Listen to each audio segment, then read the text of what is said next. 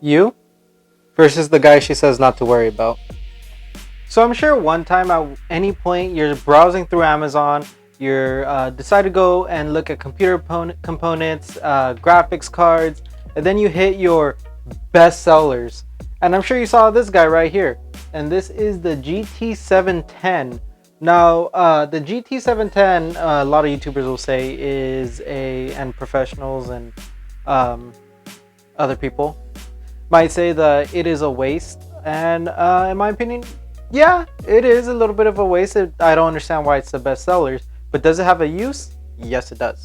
The GT710, in my opinion at least, is meant more for for example, a second monitor. If you have multiple monitors or you run out of video outputs, well, hey, add in another GT710. It requires, and then throw in a GT710. If you check it out here, it has no other, you don't need any PCI Express power cables. It's just whatever the PCI Express slot, whatever power it shoots out straight from the PCI slot is all it's gonna need, which is great. So it's low power, obviously low profile, and it's great for having a second monitor that's really not gonna game on it. Now, what's the point of today's video? We're gonna go ahead and we're gonna overclock the snot out of it and see, can it game? Yes, it's not meant for gaming, but why not find out? The model I have here is a MSI GT710. It is the 2 gigabyte DDR3. There is a DDR5 version. Unfortunately, I got this one a while ago. At the time it was 44, but everyone wants a graphics card nowadays. It went up in price. Last I checked on Amazon was $55. So, everyone wants a graphics card. I don't know why this one is going up in price. I don't know how this one's still the best seller. It has been replaced by the GT1030 last I checked. I may be wrong, so once I edit that, I will fact check it.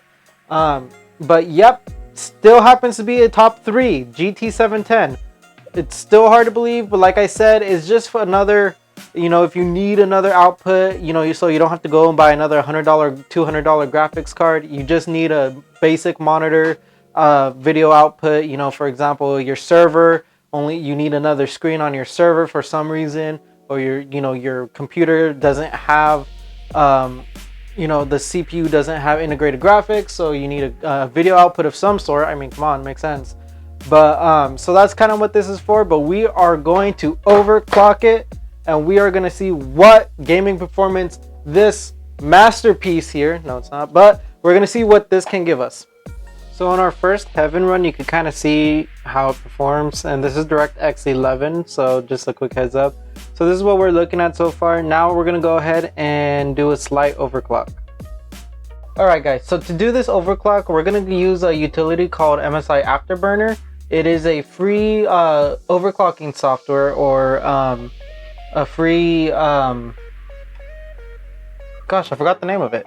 Alright guys, so we're going to use MSI Afterburner, which is a free overclocking utility by MSI, and it works on every graphics card, whether it be AMD based or NVIDIA based. And it doesn't have to be just MSI cards, it can be really any card, and that's what's great. So we're going to be using that to overclock it. First thing that I'm going to do is I'm just going to raise the fan speed to 100%, and that's going to be that's going to help keep it cool, and we'll see how well it does once we go ahead and apply that. So I'm gonna go ahead and start adjusting that right now. Okay, so we got it set to 100%, and immediately you can hear it. So you just have to unclick an auto button and just drag the little dial all the way forward. And I'm gonna see if you guys can hear it. It's actually a lot louder than what I thought it would be.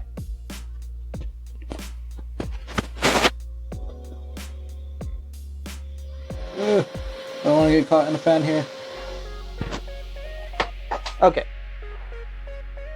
Alright, so now that we have the fan, pretty much fans ranked all the way up, we're going to go ahead and see where we're at so far. I'm going to close this right here, and it actually looks like we were hitting 14. It looks like we're at 17 FPS right now, so it kind of actually, we did a little bit better than when, the fan was cranked lower. We're still hitting 14s, but it looks like we're kind of staying at 16 and 17. That is only 2 FPS. It actually just drooped down pretty badly. So next thing that we're going to do is we're gonna up it a little bit by going, we're gonna increase our core clock by 25%, and that's gonna just pretty much we're pretty much just gonna increase the clock of the core 25 increments at a time, or by 25%. And so let's go and let's hit that 25 right now. Here we go. Okay. So we increased it to 25, but it seems like we haven't hit anything. Still kind of the same, 15, 16. We're actually kind of staying at, oh, we're up to 20. That's the highest we went up. That's the highest we went up. Highest peak was 20. I just saw that right now. All right, I'm gonna go ahead and up it a little bit more. So from 25, we're going to 50. Once you click enter, you check the box below. And where are we at?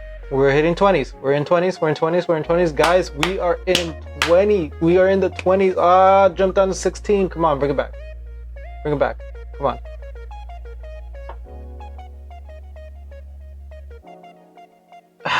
We're down in the 13s. Okay. We're looking at the temps at 45 degrees Celsius, so that's not bad. That's not bad. Okay, now we're at 12. So yeah, we really came down here. Okay.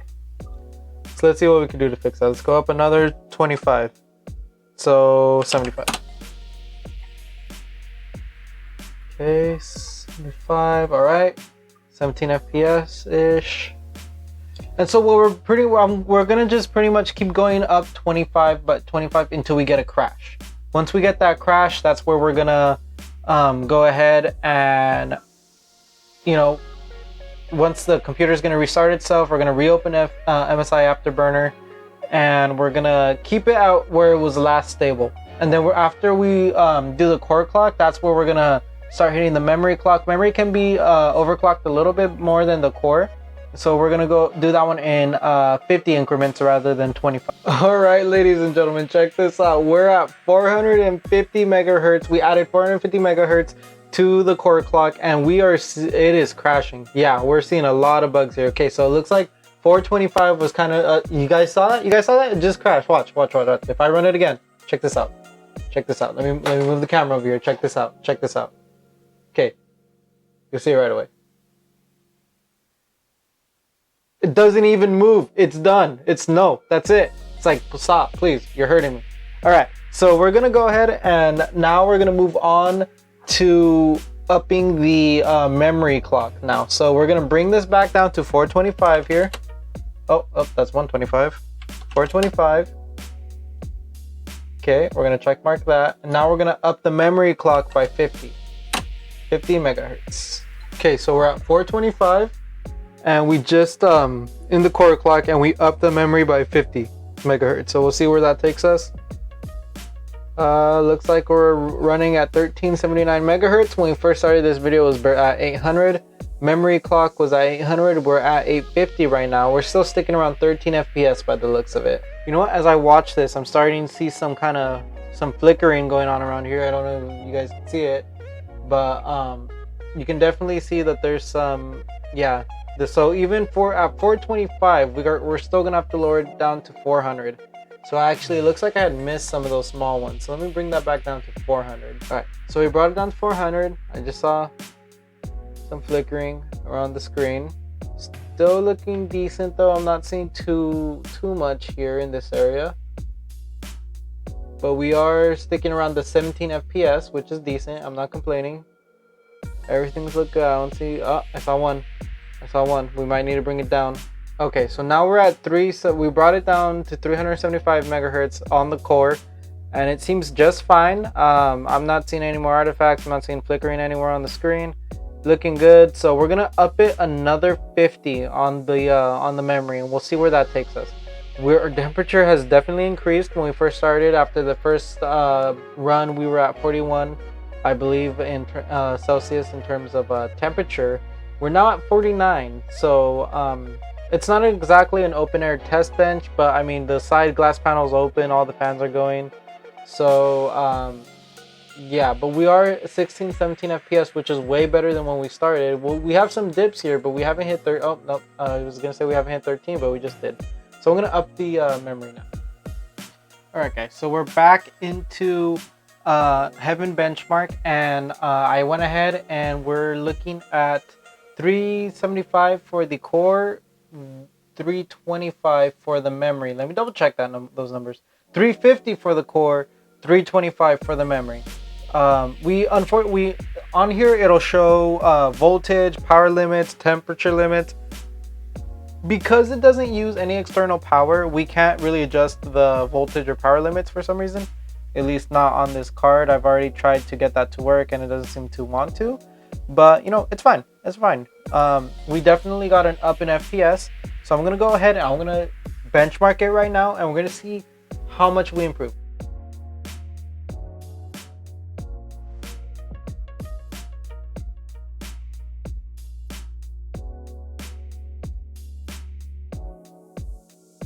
Alright guys, so here we are now playing Counter-Strike against some bots. No biggie, no biggie. We are hitting 20 FPS. Yes, not amazing. Doable? Depends on you, but obviously not for me. Hey, we hit 200 and we're back to 25 FPS. And this is with our overclock. Let me double check, but I'm pretty sure this is with our overclock here. Yep, this is with our overclock, guys, and we're hitting... Oh, oopsie. Sorry. We are at 20 FPS, guys. 20 FPS on CSGO.